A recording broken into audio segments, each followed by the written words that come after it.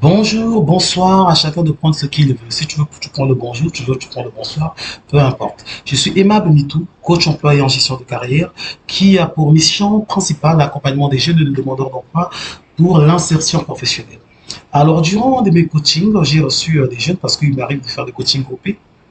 Donc, quand je parle des coachings groupés, autrement dit, ce sont des plans de sensibilisation qui me permet aujourd'hui de normer, puisqu'au niveau du Congo-Brazzaville, précisément, le coaching, n'est pas encore connu de tous. Le plus souvent, quand on parle de coach, sinon, on voit systématiquement le volet sport.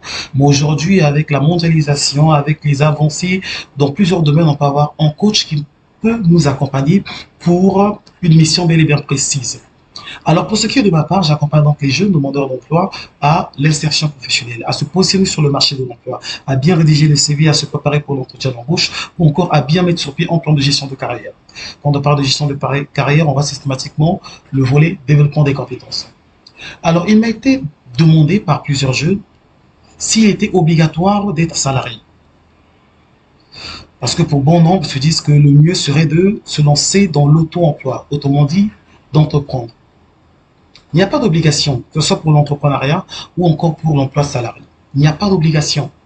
Mais il est important aujourd'hui d'avoir une base, de connaître, d'avoir des éléments, d'avoir, comme on dit, un fondement avant de se lancer dans l'entrepreneuriat. C'est mon point de vue. Je sais que certains vont dire les mamans au village ou encore ceux qui sont au village n'ont jamais travaillé quelque part. C'est faux. Il y a toujours un mentor quelque part, il y a toujours un coach quelque part, il y a toujours une figure quelque part qui a guidé au fait avant que l'on puisse se détacher. C'est comme un enfant, avant qu'il puisse quitter le foyer familial, pour certains, il y a d'abord cette figure parentale qui nous guide pour permettre à l'enfant après de se détacher et enfin de se lancer, de devenir cet adulte-là qui sait comment prendre des décisions. La vie d'un enfant, jusqu'à son volet, jusqu'à devenir un adulte, c'est un peu comme la vie d'un entrepreneur. Ce n'est pas obligatoire de devenir salarié, d'être salarié à vie. Mais à mon humble avis, il est important d'avoir cette expérience-là.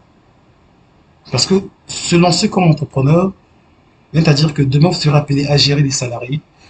Demain, vous serez appelé à gérer une certaine comptabilité. Demain, vous serez appelé à donner des directives. Parce que gérer, on peut dire, tu ne peux pas tout faire seul quand on est entrepreneur. C'est un process, mais d'une très petite entreprise, d'une TPE à une GE, une grande entreprise, il y a plusieurs changements. Et ces changements-là, ça se prépare.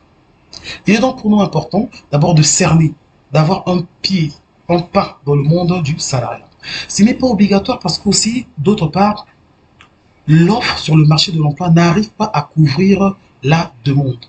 Plus la population devient dense dans une certaine zone géographique, moins il y a croissance de l'économie, donc très peu d'entreprises recrutent, très peu d'entreprises se développent, moins il y a croissance de certaines entreprises dans des zones bien précises. Ça veut dire que la demande devient forte et l'offre devient minime.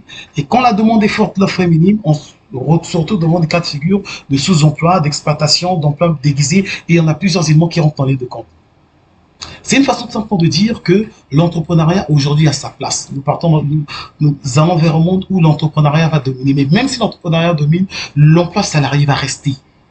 Parce que vous pouvez commencer l'entreprise aujourd'hui, demain vous aurez besoin d'une secrétaire. La secrétaire là, ce n'est pas la fille de votre maman. Ça veut dire que cette secrétaire que vous allez embaucher, eh ben, pour elle, c'est pas elle l'entrepreneur, c'est pas elle le chef d'entreprise, mais elle est simplement un salarié.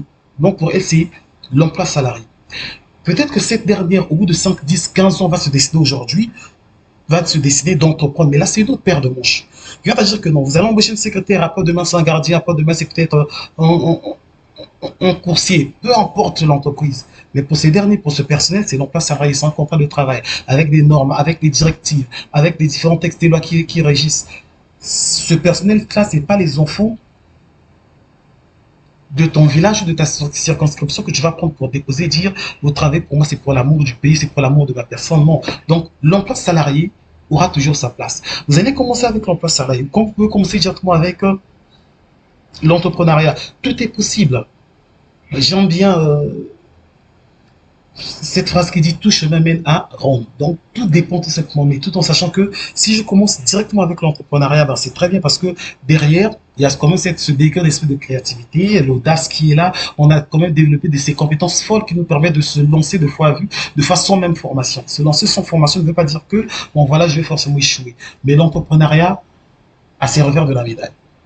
On ne peut pas commencer donc se dire que non, voilà, j'ai commencé et systématiquement j'ai atteint les objectifs. Non. On commence et step by step, pas à pas, on se fait un chemin. Pas à pas, on arrive quelque part. C'est ensemble pour dire les deux font le monde de l'emploi. Les deux sont importants pour le monde de l'emploi. Et aujourd'hui, on incite plus les jeunes parce qu'avec les différentes crises que nous sommes en train de vivre actuellement, et tout ce que nous avons vécu, tout ce que nous allons vivre aussi, font ce que l'on se dit, on suce de l'emploi, on suce du salariat.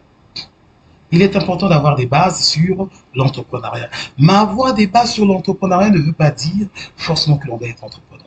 Tout dépend. Est-ce que vous avez les qualités requises pour se lancer dans l'entrepreneuriat? Là, c'est une première question. Est-ce que vous avez l'idée phare, l'idée gagnante qui va vous permettre de vous lancer? Là, c'est un deuxième point. Est-ce que vous avez le financement? Là, c'est un troisième point. Est-ce qu'il y a la demande? Donc, est-ce qu'on a un marché potentiel? Est-ce qu'on a des prospects qui sont déjà là? Entreprendre ne veut pas dire se lever un matin, avoir son petit million que vous avez gardé dans le compte, prendre, ramasser une idée, je ne sais où, déposer, dire que moi je suis appelé DG pour la simple et unique raison que je veux entreprendre. Non, il y a quand même des prérequis pour entreprendre. Ensemble, il n'est pas obligatoire de commencer par l'emploi salarié. Il n'est pas obligatoire de commencer par le salariat. Mais le salariat aussi est important. Parce que le salariat va vous permettre d'avoir comme un regard de l'entreprise.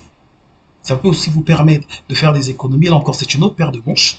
Ça peut aussi aujourd'hui vous permettre de mieux cerner votre idée. Est-ce que l'idée, ce que je veux lancer sur le marché, est-ce que cette idée est une idée porteuse ou pas? Et à ce moment donné, là, au bout de 2 ans, 3 ans, 4 ans de sacrifice, vous pouvez vous dire, bon là, j'ai assez d'expérience. Je sais comment est-ce que je vais m'y prendre, comment est-ce que je vais rechercher les fonds, comment est-ce que je vais faire pour me lancer donc dans l'entrepreneuriat. Sur ce, on s'est dit, la grande famille MKDG, voilà ce que j'avais à vous partager aujourd'hui. J'espère bien que pour ces jeunes qui nous suivent, vous allez trouver gain de cause avec cette vidéo. L'on peut se lancer dans le salariat, l'on peut entreprendre, mais c'est une question maintenant de savoir se positionner. Et pour l'entrepreneuriat, il n'y a pas de temps idéal. Je reviens sur ça.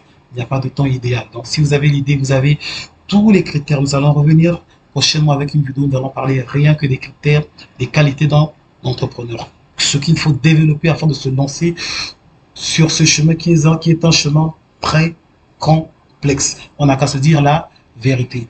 Alors, on se dit à très bientôt. À très bientôt, je vous dis tout simplement, kiss et ciao.